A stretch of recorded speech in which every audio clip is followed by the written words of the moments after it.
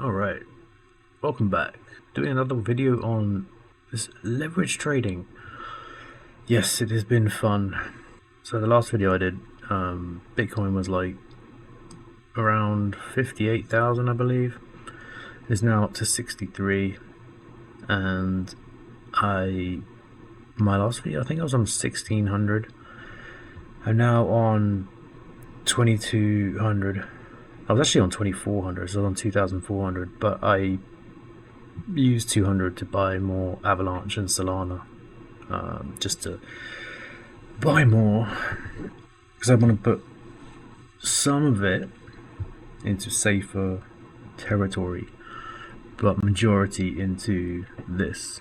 As you can see, the gains have been quite nice for the last week or so, however long it's been since the last one, but pretty pleased with it. It's going well, as you can gather, as you can see. All these arrows, this is the hourly chart. All these little tiny arrows you can see here, these are all the trades I've done. So I've done a lot, as you can see.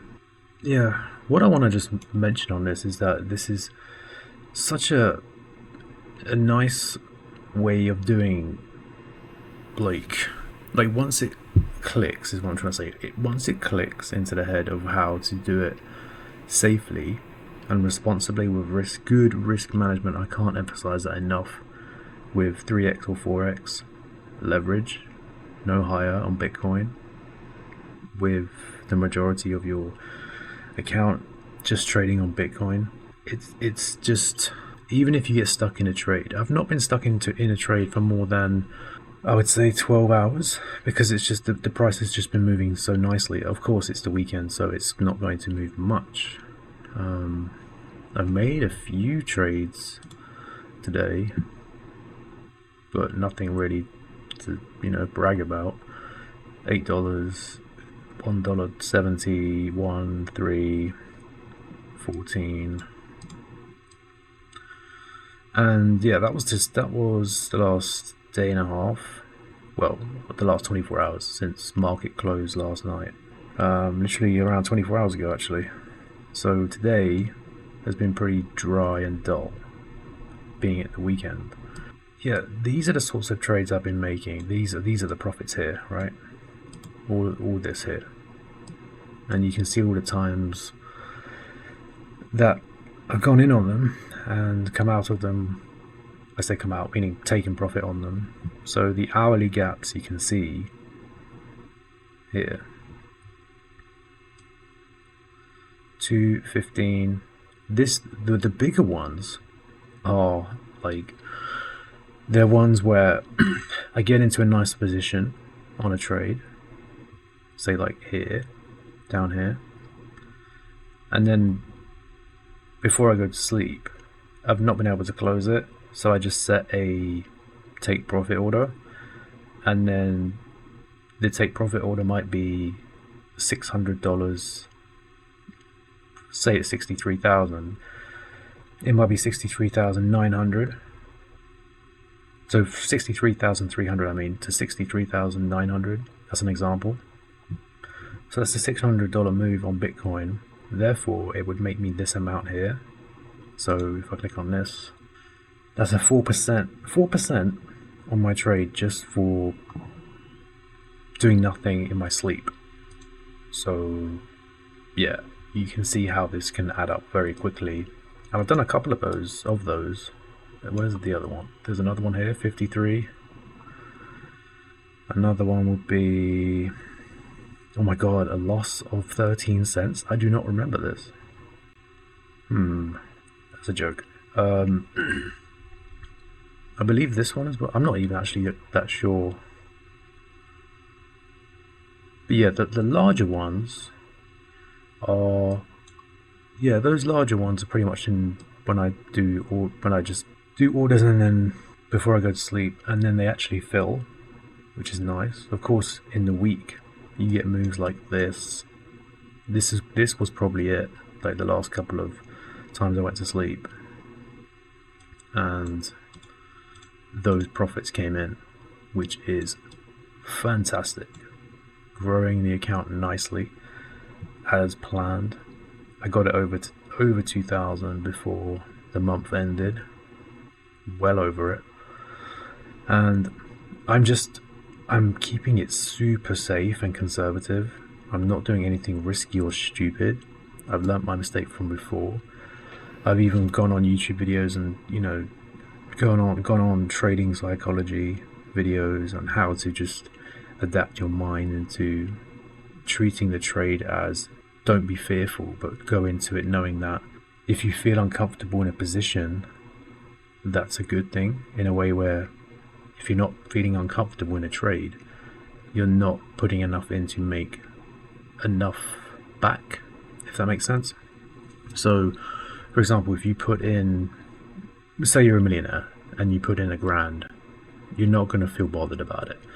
Whereas if you've got $1 million and you put in, say, 400k, you're going to be sweating sometimes, feeling a bit anxious, you could say. So that's kind of what you want, but in a way where you're not feeling down on it. You're in a position in your mind mentally where you know that you're in a position where you can make some significant gains back because of the amount you've put in. That's kind of what I've got here in a way. But because of the leverage is so low, being 4x, I mean, I don't really have that, but I do. The only way I have that feeling is because it's over $2,000, right? That's kind of the only way I think about it, like how I would be anxious about a trade. I hope you know what I mean by that. So yeah, this is a very profitable system going forward for me. And as you can see, I'll go back to this. This trade here I did very quickly. I got 0.4%, 0.4% on that trade, and that was a 4x on a $2,000 trade, right? The position I have now is the exact same amount, 2,000, and I'm 0.29 or 0.3% down. And as you can see, that's, if I was 0.3% in profit, that would be my profit, right? That would be green. So you can see with the position size and the smaller amount of leverage how consistent and profitable this is. And like I touched on in the last video, if this account was 10,000, right? This here, the margin was 10 grand, and I made 1%. I would earn 100 here, and then that would be a $10,100 account, right? And if we get moves like this, like one of these candles, these moves here, these are big moves from 60 to 62. That can get you like, I don't know, $500 to $1,000 just off that one trade, for example. And that's just with 4x leverage. So what I do as well, if you are doing something like this, I recommend you have on your exchange chart, of course, but then I've got two screens now, so I'll just show you this now. Then I have my other chart where I can just see more things as well, just see it broadly. But here, because I don't have a paid account on TradingView, but with MEXC, with the paid account on TradingView, normally you can have multiple indicators, right? But with the free account, you can only have two, and some of them you can't. Even if you were to have those two, some of them are quite advanced in a way where you'd have to pay for them to have a premium account. For example, this one here, this is an indicator here where you won't be able to get this unless you pay for it on the normal TradingView, right? Like the website. But on MEXC you can have it. So it's useful to have both. And this one here is it's an indicator where it shows you the amount of volume based on a certain area. So the most volume at the moment on the hourly chart is the 63k range. This is where most of the money at the moment is. This is where most of the volume is, right? There are other indicators as well. I'm still getting used to this one. There are other indicators as well, like the Ichimoku cloud. This one is very kind of technical. There are all these different lines. So if I go into it, there's the conversion line, the baseline, the lagging span indicators as well. So all this is very just mumbo jumbo, but long story short, we want to be, if we're doing a long, we would want to be above this green. This is the Ichimoku cloud. So this thing here, this green area, is the cloud. So we want to pretty much be above the cloud on longer time frames. So you're looking at the 4 hour, the daily. Just look at the 4 hour daily for this one. And what that indicates to us is that when we're above this cloud, it's going to be a good indication and more confirmation for you to get into a long.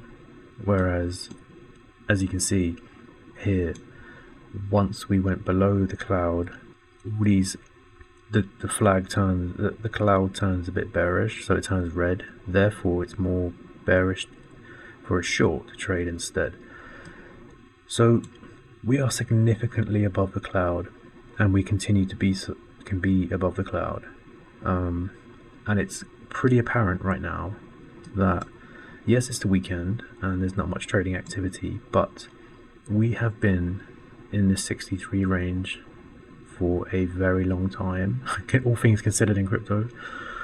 And because of that, the selling pressure, there is virtually no selling pressure at this point at the moment, based on, this is a significant area, a key area right now, 63,000. Now we actually need to break 64 to go bullish, right?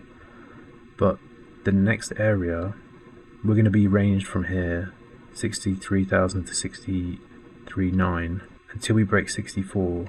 Then we will go to the next level of resistance, which is 67. Then we might go down a bit. So next week, when trading opens again, we should see more of an upside move again. That's what this indicates to us. There's no selling pressure even on the weekend. Yes, that's something to look out for. If you are doing this as well, I'll turn this off. If you are doing this as well, what you can do is what I do, and I've been seeing other really experienced traders do this as well, is you go on the minute chart, and this is for scalp trading. This is essentially what I'm doing, scalp trading. All these trades here are mini scalps, right? Mini scalps. Getting in and out as soon as possible on these trades. Now, what you can do is you can click on this here, choose your candle, and then go to Heikin Ashi. And what this does, this candles, so I'll go back to the normal one just so you can see the comparison. So those are the normal candles, and this is the Heikin Ashi, however you say it. What this does is that it changes the candlesticks to show a trend. So as you can see right now, we're going a bit down, right? And it is showing that. What it does is it takes the previous candle, and on the next candle, it takes the data from the previous candle to give you a sort of a trend for the next candle. So as you can see, this was the first candle we had from this sort of going down, the first candle going up, then the next candle going up. It was still a bit more bullish, or buys coming in, right? And so on, and until it dipped down again. But because it didn't confirm on the next candle, it carried on going up. So yeah, this is really handy for scalp trading, as you can see. So once the trend goes back up, you would want to get into it and then just scalp that trade, because this is a low. Once the trend reverses, say for example here, you would then get in and then get out, right? That's how you do a very quick scalp trade. So you can see here, the trend is clearly in one direction, but if we change the candlesticks, you can see that there have been, in this trend, some red candles as well. But because we're on that sort of frame, that sort of candlestick where it shows the trend, the pattern going in one way, it correlates to that trend, assisting you could say. So that's a little tip for you if you want to do little scalp tradings on the minute chart, which can be profitable, as you can see, very small ones, but they are very handy. This is a very handy tool to have. But yeah, so if you go on 4 hour on there, on the 4 hour, on the same pattern, and the daily, you can see how it's, if you go with the trend, it's your friend. The trend is your friend. So if we go back to the normal candles, you'll see here that there'll be a few more red days. This is the daily chart. See, there's more red days now, but because of the trend, we're trending upwards, so therefore it gives you an indication if you're going to go long for a longer period of time of a trade, right? Whereas on the minute chart, the same applies for a quick scalp trade. So I hope that helps. And they have the same if you trade on Jupiter as well. They have the exact same. You can go on this one. It shows the exact same here. So it's pretty handy to have. So yeah, that's where we are. Going well, this account. Next goal is 3k, and then 5, and then 10. Well, of course, those are numbers going up, right? But yeah, that's it. That's kind of what I wanted to say today. It's very simple once you get the hang of it. Once you get used to trading, once you get used to the rhythm, the patterns, and just looking at the charts, you get more used to things. You learn a lot just by looking at other traders on YouTube videos and things like that. You pick up things from what they say, and then you see it on the chart yourself when you apply it. So there's lots to learn, but I've only been doing this, for about half a year. Like doing this, I mean, being profitable and of course losing trades, losing some of my balance earlier in the year, but that was because I was more risky, doing higher leverage. But when you do lower leverage with decent sized position size, and you don't have to go all in on your trade. So what I recommend as well, I do 90% Bitcoin most of the time, but of course I leave a bit here for Solana. So if if the market does drop, say to I don't know, say we go to 61, which is possible, we could go to 61k. 61.3 is the next key area of control for Bitcoin. That will be a good entry for a long. So would 62.4. Those are numbers that are good areas of support. The recent most local highs. So if we were to go down there, then I do have that available for Solana. And yes, why is it so? It's a lot smaller than this amount here, but because Solana is so volatile, the profits are really good. But the likelihood is we are still in a bullish trend, so that's why I'm allocating most of it to Bitcoin. But I don't do this all the time. No, I do half of that in a trade and then leave half just in case we do go down. But sometimes I like to put it all in, and 90% of it in, because I'm Bitcoin is less volatile than the other assets, so yeah, that's just what I'm doing. But most of the time I do half, but you can say half the time I do half, and then half the time I do the majority. So yeah, it just depends on how I feel, really. Just like with anything in life.